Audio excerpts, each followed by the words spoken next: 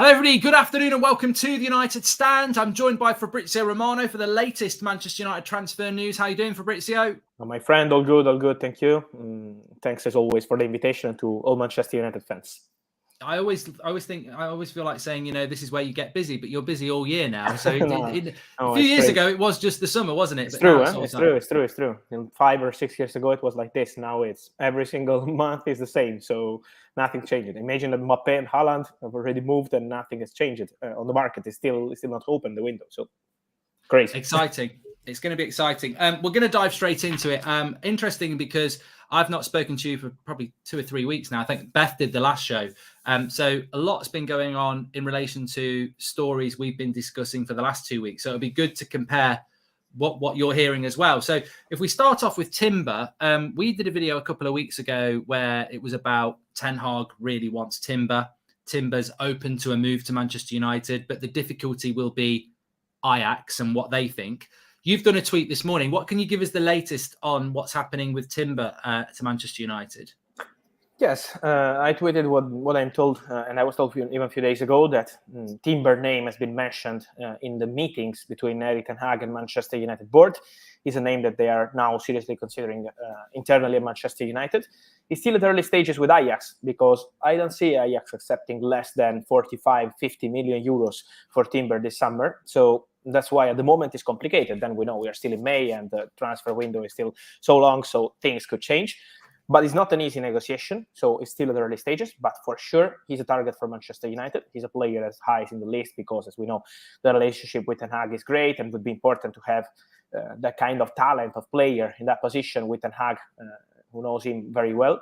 So Timber is in the list. Pau Torres is in the list too. Let me add on Timber that there is a point, there is a really important one, is about Ajax. Because as I mentioned, they want 45, 50 million, no less than this. But also, they're ready to offer him a new short-term deal in case he will stay at the club. It means that they're already prepared in case the player will be ready to stay for one more season and maybe leave next summer for a higher fee to offer him a new deal. So this is why the situation at the moment is still open. But I'm 100% sure that now he's a player that Manchester United are considering. And in relation to that contract, I think his current one runs till 2024. So this new contract would be presumably higher wages to let him go next year so they can get more money for him.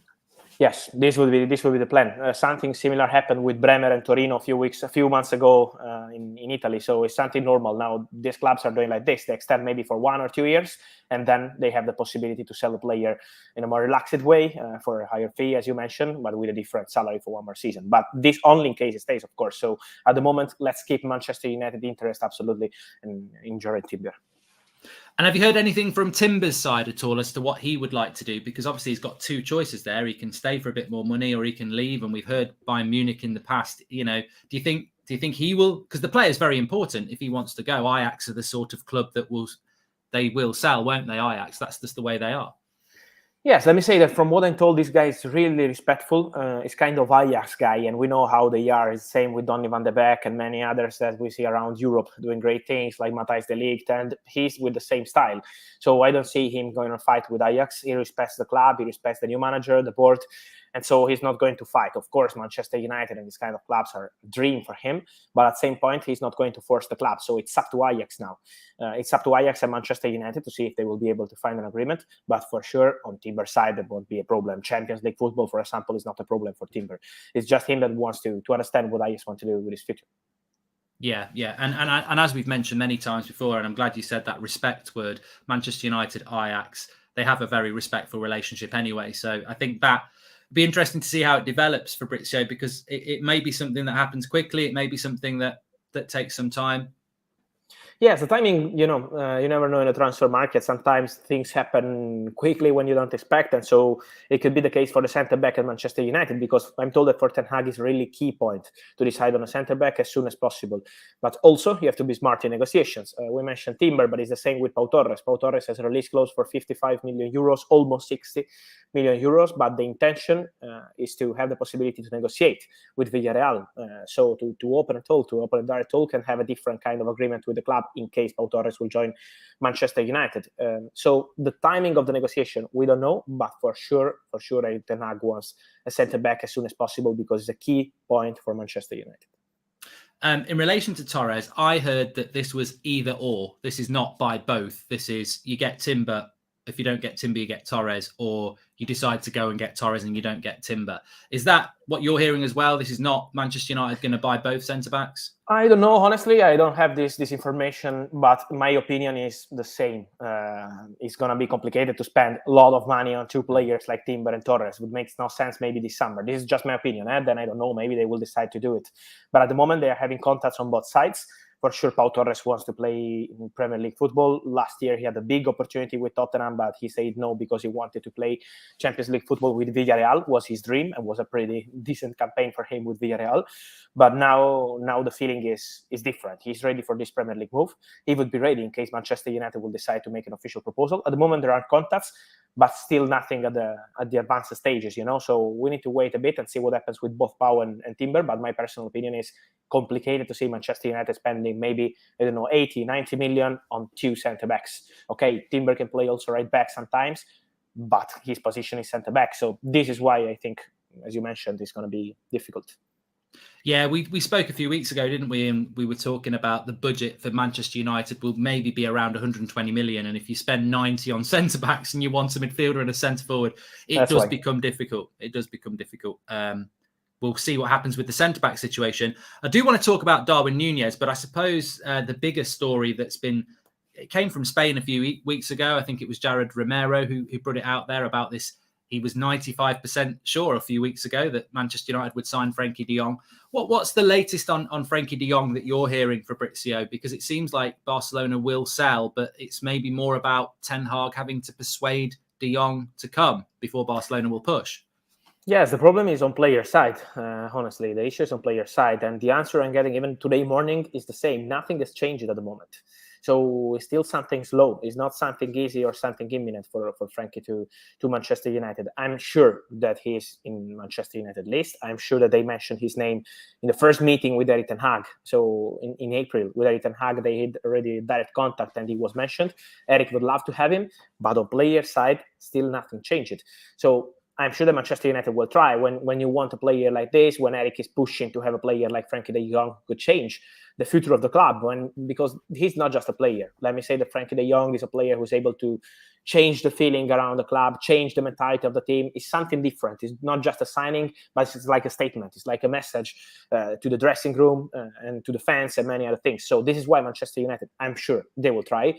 Erik is trying in every single way to have this possibility to change his mind and to convince Frenkie to play for Manchester United. Let me say that Frenkie is respectful with Manchester United, but it's about Champions League football. This guy is desperate for Champions League football.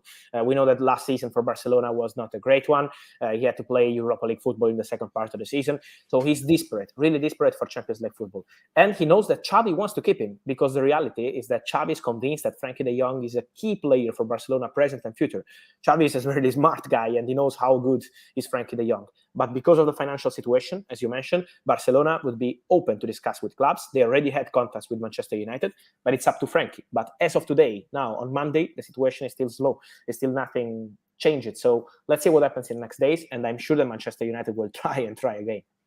What do you think will change that situation? Because I suppose Manchester United are interested. De Jong isn't persuaded. Do you think it gets to a point where Barcelona need to raise money and sort of have to say, look, we want to sell you? Or do you think they're trying to raise money another way? Because it's a bit of a standoff at the moment, because everyone knows what they want, but something's got to change somewhere, hasn't it? Yes, they need to take a position, even because of Barcelona, as you mentioned, the financial situation of Barcelona. They need to sell some player. And if it's not Frenkie, there's to be some other player in the team. So I'm sure that this week will be important to meet and discuss and understand internally at Barcelona what they want to do. They're trying to understand the next steps, because they're negotiating for Lewandowski, they are dreaming of Rafinha, but still not able to complete any negotiation because of this financial situation. So I'm sure that they will discuss with the young agents soon, but let's see what will happen on player side. Because again, today morning, I was told that the player wants to play Champions League. So let's see. It's not an easy one, but a manager like Erik ten Hag is kind of manager who could be able to change your mind. So I would keep the situation open. It's still really early. It feels like August, but it's still May. So we have to wait a bit and see what happens in the coming weeks. Yeah, I know what you mean. It does. Manchester United fans are desperate for us to sign somebody, but I know. and I know we do need to act early because we've got a lot to do. But we'll talk about that in a minute. Darwin Nunez. This is an interesting story. I wanted to get your thoughts on this. So on Saturday night before the Champions League final, this Liverpool source that I've never really spoken to about transfers was like, yeah, well, I've heard that he's coming to Liverpool. And then yesterday we had a bit of Portuguese and a bit of UK saying that it's a deal close for Manchester United.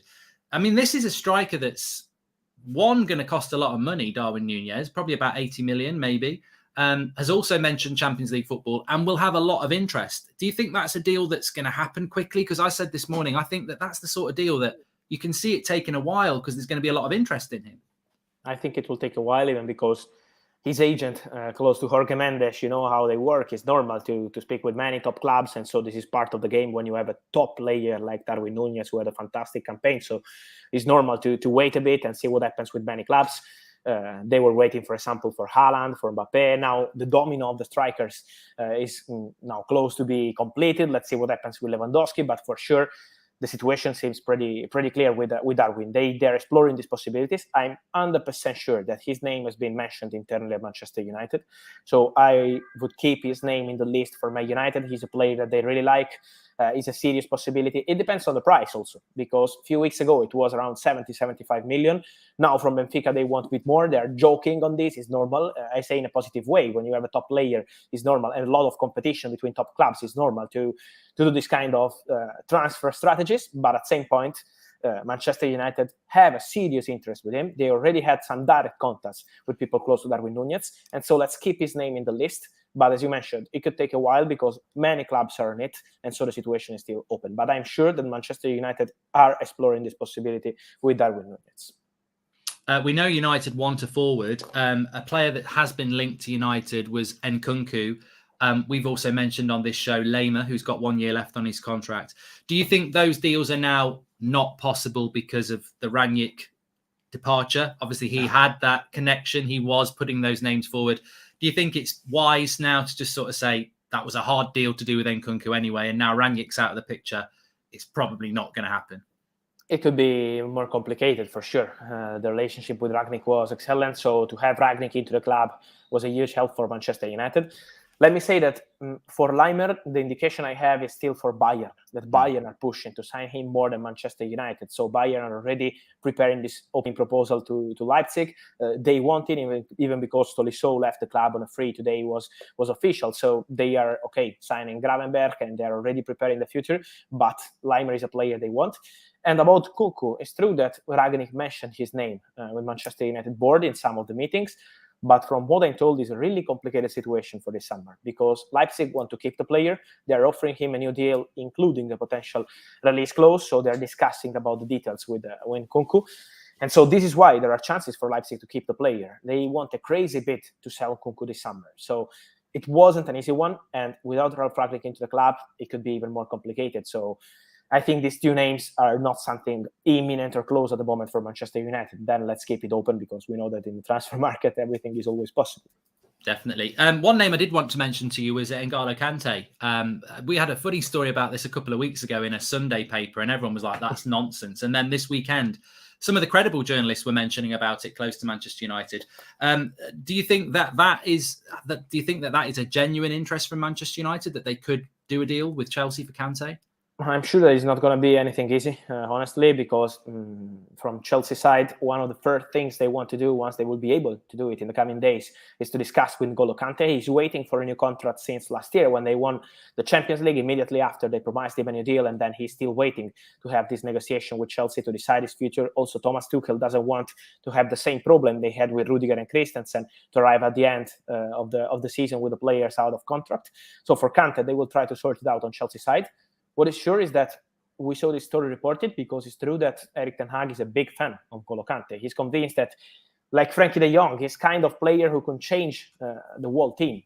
It's not just a normal signing. It's something that could really change the structure of the team and the mentality into the dressing room. But at the same point, at the moment, from what I'm told, there are no contacts. So it's just something that they mentioned with Erik ten Hag, but not something like a negotiation at the moment. So let's see what happens between Kante and Chelsea. This is really interesting.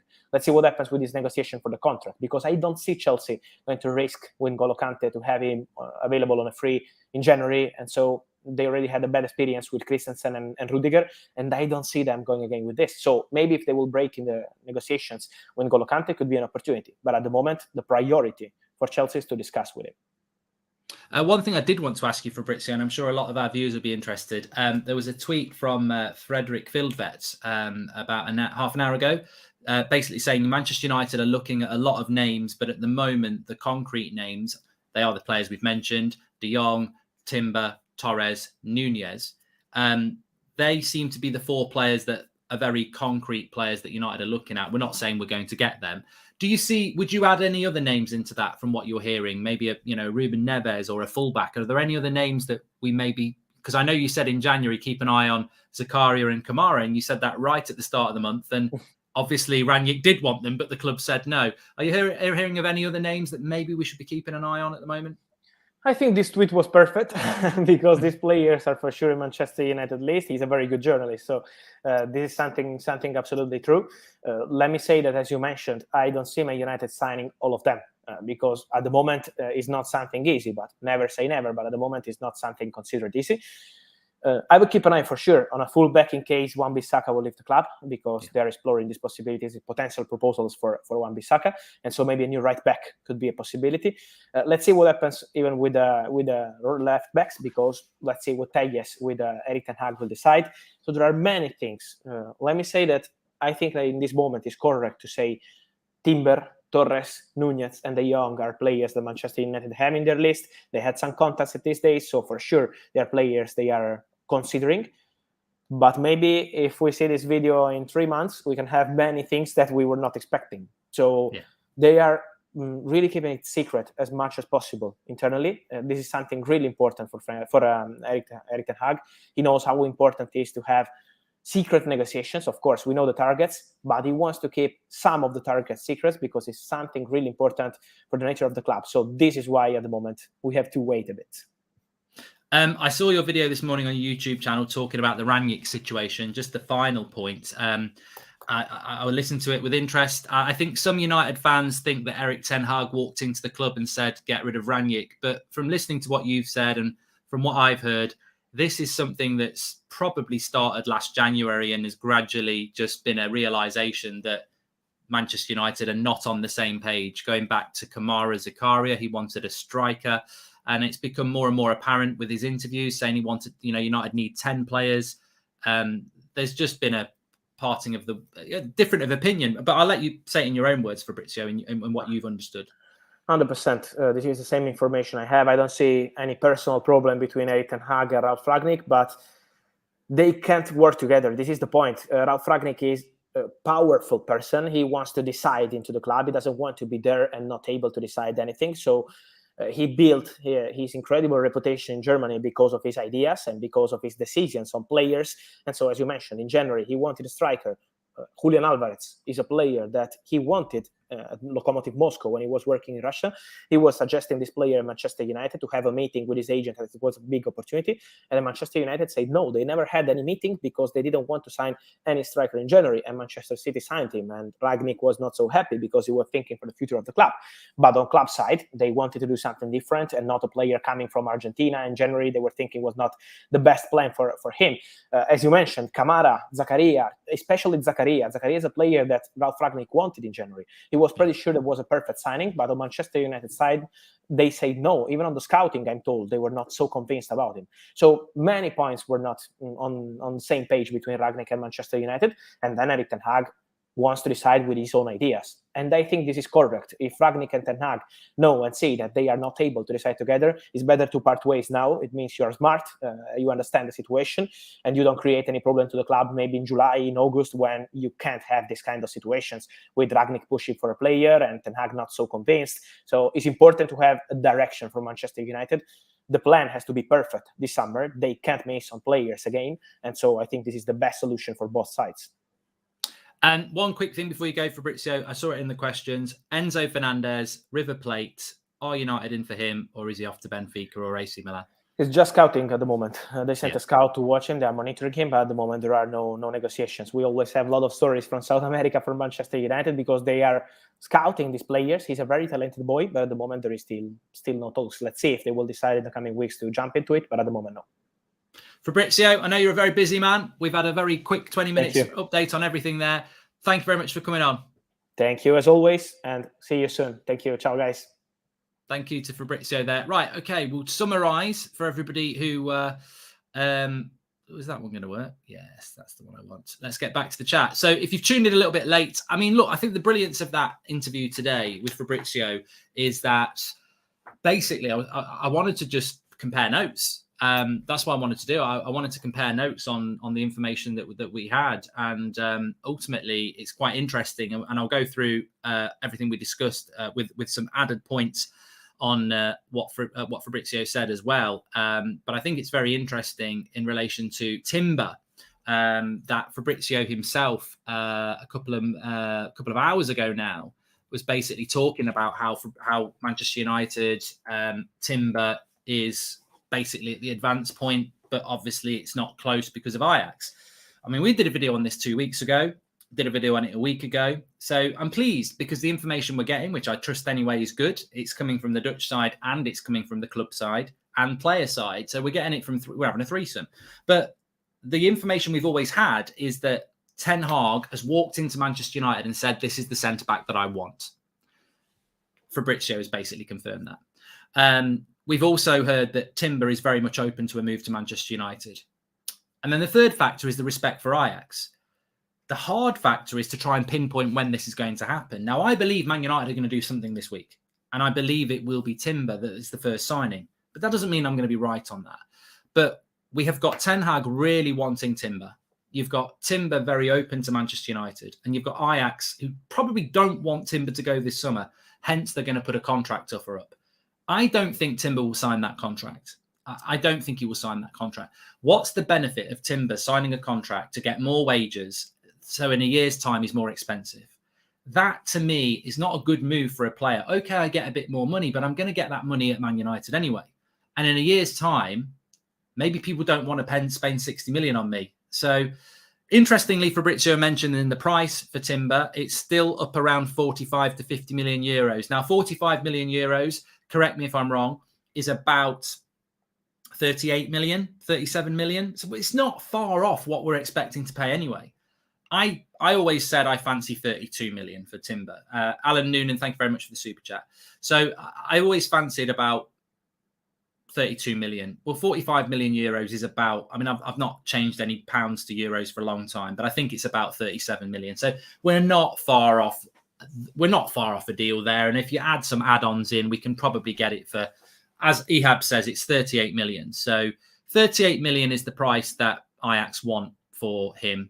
And I think we can get him for 32 with a few add-ons on. So I think this deal will happen. I think what's going to happen with Timber is Ten Hag wants him. Timber wants the move. Respect is there with Ajax. I keep mentioning this, and we must remember this. The respect is there with Ajax. It always has been. Manchester United and Ajax, Van der Sar, relationships, really, really good. So United are not going to start doing anything underhand. Timber's not going to start putting in transfer requests. But also, I think what will happen here is Ajax will speak to Timber about this contract offer. His contract is till 2024, by the way. So he doesn't need a contract till 2028. I mean, 2024 is still, 2 years away.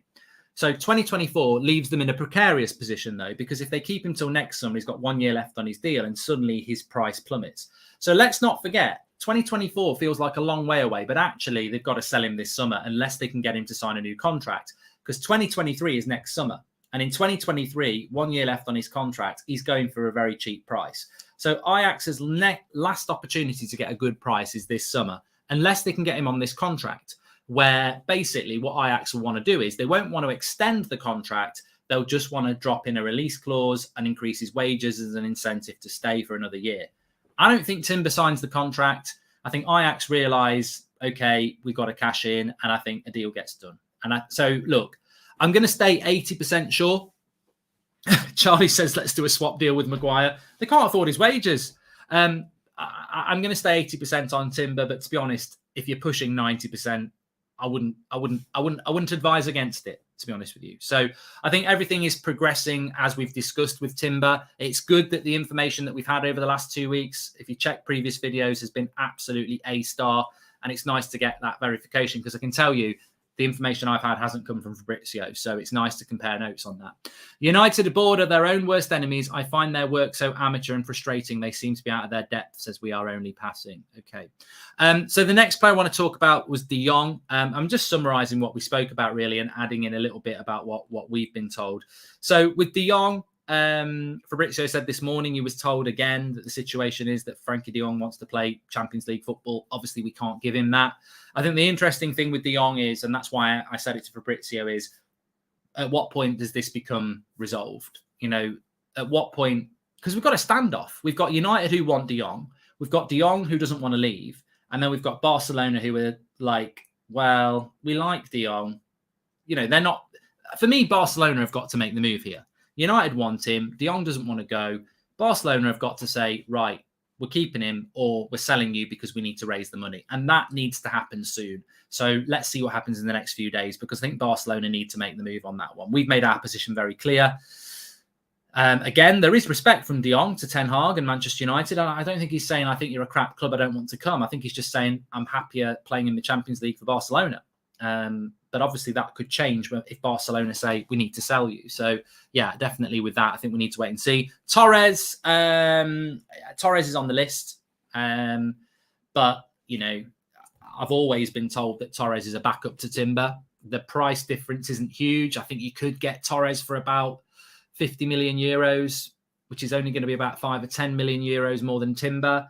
I suspect United might be a little bit nervous about Timber. I think Man United are trying to push Timber to Ten Hag because they're like, there's only a 10 million euro difference in the price, and they feel that Torres is more high profile. I think Timber's got the higher ceiling. And you've got to back your manager as well. If Ten Hag wants Timber, you've got to go and get Timber. And that's another reason why I think we'll get him. So Torres, we're not getting Timber and Torres. We're not getting Timber and Torres. They would cost you 80 million quid at least. We've only got 120 million without sales. We're not going to buy 2 centres. I'd love us to buy Timber and Torres, by the way. I would, but we have still got Varane, we have still got Lindelof, and we have still got Maguire. So I don't think we're going to be buying any 2 centre-backs. Interesting there that Mero says, love De Jong, but Neves is the way to go. Well, Neves is the backup plan. So, you know, we are starting to formulate what this transfer window is about. Timber's the priority centre-back. Torres is the backup. De Jong is the priority midfielder. Neves is the backup. And then we move into the front positions and Nunez. Now, I thought Fabrizio's update on Nunez was very interesting, because I've been saying this for the last 24 hours. I do not believe this story that Manchester United are close to signing Nunez. I do not believe it. I don't think it's got any basis. I think it's pure speculation. It makes no sense. Nunez is not going to be a quick deal for United, because to do a quick deal with Nunez and Benfica, you would have to basically say, we want to pay you stupid money and we want to pay Benfica stupid money. Because as Fabrizio said, Jorge Mendes is negotiating this deal. And Mendes takes his time, and he will want to talk to Arsenal and Newcastle and Liverpool and Manchester United and Atletico Madrid. He'll want to talk to everybody, and then he'll want to bounce them all off each other to get the best price, to get the best commission for him, to get the best deal for his client. So I don't see Nunez happening fast at all. I don't think it's anywhere near being done. And I do worry about what I was told on Saturday night from this Liverpool source, that they're going to get Nunez. Now, I sort of think that might be a load of bollocks, to be honest. But I certainly don't think we're close on Nunez. And as I said this morning, we shouldn't be close on Nunez. If he wants to come to Man United, then we should be negotiating a deal that's suitable. We shouldn't be just chucking silly wages and silly money at a player. Because if we do that, what have we learnt? What have we learnt? And one of the things that really concerns me is, and we obviously spoke to Fabrizio about Rangnick, and you know, this parting of the ways with Rangnick is on the club. It's not on Ten Hag. This was going on since January. You know, we had Fabrizio on at the start of January, and he mentioned Zakaria, Kamara, Alvarez, all players that Ten Hag had mentioned to Manchester United that were available in January. And they said, no, no, no. Ten Hag, interview in April. This club needs 7, 8, 9, 10 new players. Like, United just don't agree with him. That's why he's gone. They don't agree with the players that he wanted to bring in. They don't agree with how much change it's needed. And hence Rangnick's out of the club. Now, that's a concern because I agree. I think Zakaria was a good signing. I think Alvarez will be a brilliant signing for Man City. And I think we do need 8, 9, 10 players. It does concern me that the reason Rangnick's out this club is because United disagree with his vision for the future. You know, Rangnick probably thinks we should sell Rashford. We know United won't agree with that. So whose vision do I prefer? As a fan, I think most of us would prefer Rangnick's vision. We don't like his football, but we probably prefer his vision. United have got rid of that. What I'm hearing from United, and it's early days, but I am a little bit concerned. What I'm hearing from United is that they don't want major renovation. They want gradual renovation. And what I mean by that is, instead of United signing 5 or 6 players this summer, they'd rather buy 3. They'd rather buy 3. Instead of selling 12 or 13 players, they'd rather sell 7 or 8.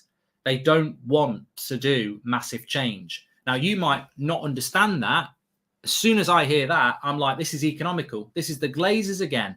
This is an economical thing. Because if you remove 13 players from your squad, you've got to replace 13. You've got to replace with 5 or 6.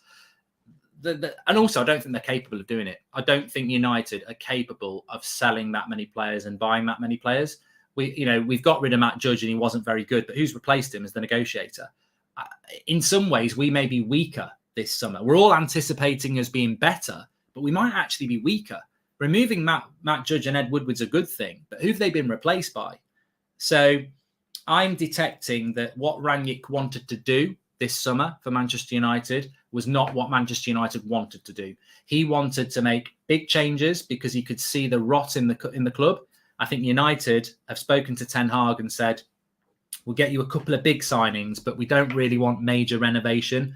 We want you to work with what you've got and improve what you've got. And for anybody who doesn't agree with that, listen to what Ten Hag said 3 times last week. There's a lot of potential in this team. They finished second a year ago. I definitely think if I was concerned about anything, and I might be completely wrong, and the information I'm getting might be completely wrong. If I was concerned about anything, it would be we've removed the guy who said we need to buy 8, 9, 10 players.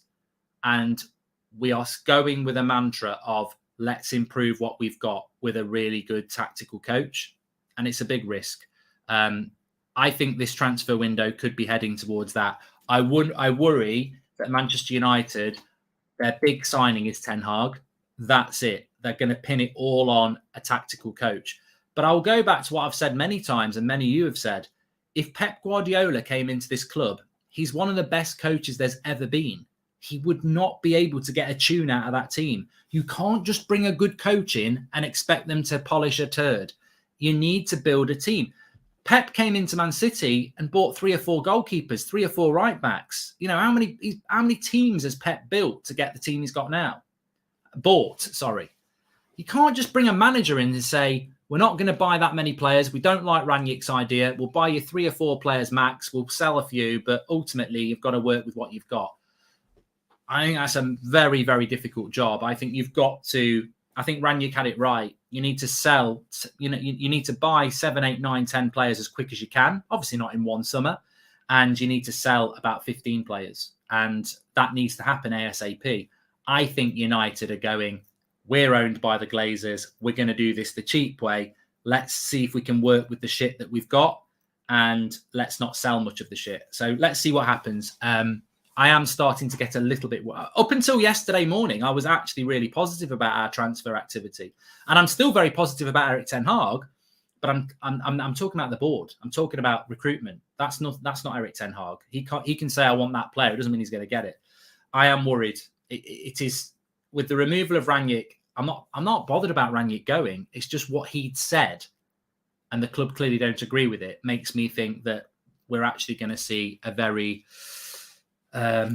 frugal transfer window, but we will see. I'm leaning more towards 3 or 4 signings instead of 5 or 6. I'm leaning towards 7 or 8 departures instead of 10 or 12. So let's see what happens with that. And Nkunku, we spoke about. Obviously, I think that's dead now that Rangnick's gone. We also spoke about Kante, which I liked the update from Fabrizio. I mean, I don't really have any information on Kante. So Romano saying about Kante, this is a player that Erik Ten Hag really likes. So the links to Kante are obviously coming from Ten Hag's side that he wants him. But obviously, he's got 1 year left on his deal. Will Chelsea fall into the trap again of letting a player run their contract down? Will they get him on a new contract, or will they cash in this summer?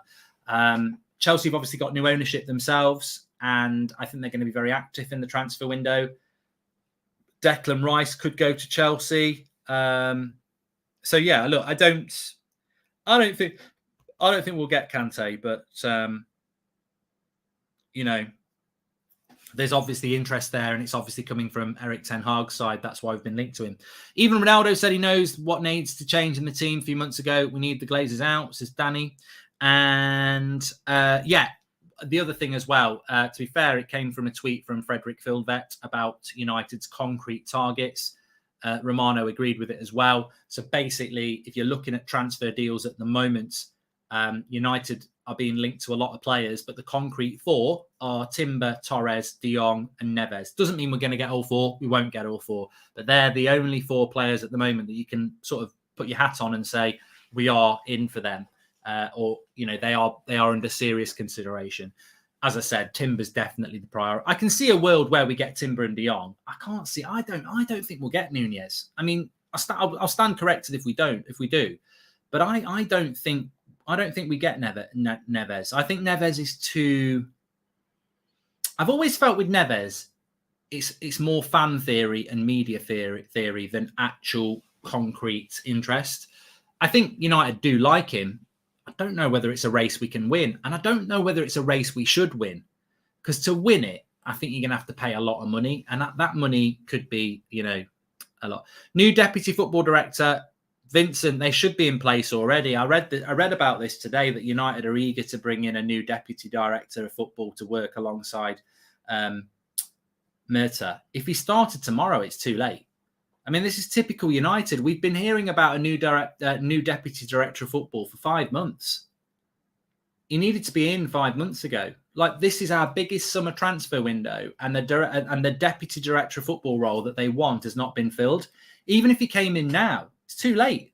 He comes in now. I've got ideas. Shut up and wait till next year. We're already halfway through the summer. It's too late. Too late. Again, we were talking about a director of football for about 8 years. And what did United do? They didn't even appoint a director of football. They moved somebody within the club into a role they were half doing anyway. So United talk about something before they do it. If United are talking about renovating Old Trafford, you can expect it in about 20 years' time, because we're so slow at doing things. I agree with what you're saying, Mark, but I can see Ten Hag signing the contract if it's not the team he wants. Maybe I'm being stupid, though, says Jack. No, you're being absolutely spot on, Jack. I think you're right. There's no way Erik Ten Hag signs the contract unless he's getting what he wants. But I'll tell you what if this is the job that United have offered, right?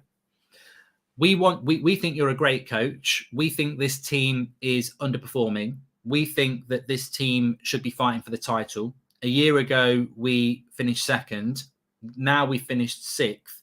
We think with you in charge, you can take these players to compete for a title, because that's what we believe. Now, if Erik Ten Hag believes that and he signs the contract, we're screwed, because United have conned him. And the fact that Ten Hag has said it in 3 interviews, this team finished 2nd a year ago, it's got loads of potential, is a concern. On the other hand, he might have said, this team needs to complete a rebuild over the next 3 years. Year 1, I need 4 signings. Year 2, I need 4 signings. And every summer, I need to sell 5 or 6. We don't know what was in that contract. I think at the moment, it's always good to have an open mind. I cannot for the life of me understand, and it's the only issue I took with Ten Hag's interviews, is why he kept saying this team finished 2nd and it's got a lot of potential, because I guarantee you Erik Ten Hag didn't watch every United game up until when he thought he was getting the job. But we have, and I know, and you know, that team that finished 2nd was a myth. an absolute myth. We were a park the bus counter-attacking side that got away with it because there was no fans in the ground. And also Liverpool and Chelsea had horrific seasons for different reasons. So this team is not a potential title-winning team. It's not. It needs a rebuild. And I hope that happens, because if we've sold this job to Ten Hag that he can turn this around without major recruitment, I don't think it can work. But hopefully he's a miracle worker. Yeah, defo.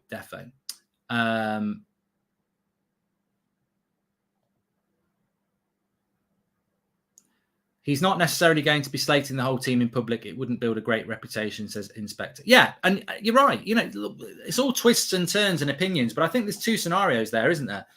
Ten Hag has said, I need major investment in this team and I need to build it from the bottom to top, which is what I think and hope has happened. The concern is, look, the proof's in the pudding. I hate saying that saying, but the proof's going to be in the pudding. I'm not convinced Murta and co are any good. I think the jury's out. What they do in this summer transfer window, we will know at the end of August. At the end of August, we're purely speculating now. At the end of August, if 12 players have left and 5 or 6 have come in, happy days. That's phase 1. If at the end of August, only 8 players have left and only 3 players have come in, you know, what's going on here then? And we are literally going to learn what United's real intention is over the next 2 months. And we're just going to have to wait and see. But, you know, going back to the main crux of the show, Timber, 100%. I'm not 100% sure, but 100% that's advancing. I expect it to happen. De Jong, obviously, we've got to see what Barcelona are going to do. Nunez, I don't think is anywhere near. And Torres is a backup plan. So there's still, out of those, I think only 2 of them happen. Maybe only 1 of them. I mean, what if De Jong does stay at Barcelona? What if Nunez goes elsewhere and we do get Timber? We've only got 1 signing. You know, think of it like that. Things can change very, very quickly. We sign Timber, which means we don't go for Torres. Nunez goes elsewhere and De Jong stays. We've only got Timber. What's... Suddenly you're like, whoa, the concrete names at the moment are Torres, Timber, Nunez and De Jong. All right, we sign Timber, we don't get Torres, De Jong stays and Nunez doesn't come. Who's signing 2, 3 and 4 now? So it's exciting. And I do think we need to start moving a little bit as well. I do think we need to start moving. And I'll stand by what I said. I do expect something to happen this week. Anyway, really enjoyed that show. Thanks to everyone who watched it live. Big shout out to Fabrizio. It was good to compare notes. And we'll keep that going through the summer as well.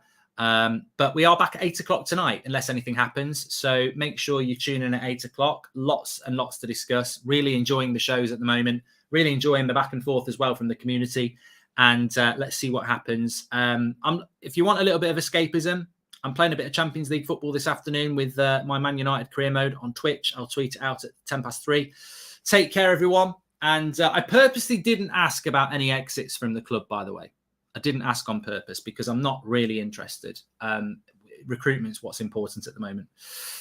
Please smash a like on the video and make sure you subscribe. Bottom right hand corner, we're really close to 350,000. We're only 100 away. Bottom right hand corner to subscribe. And of course you want to subscribe anyway, because when we go live with news, you want to be reacting and part of the community.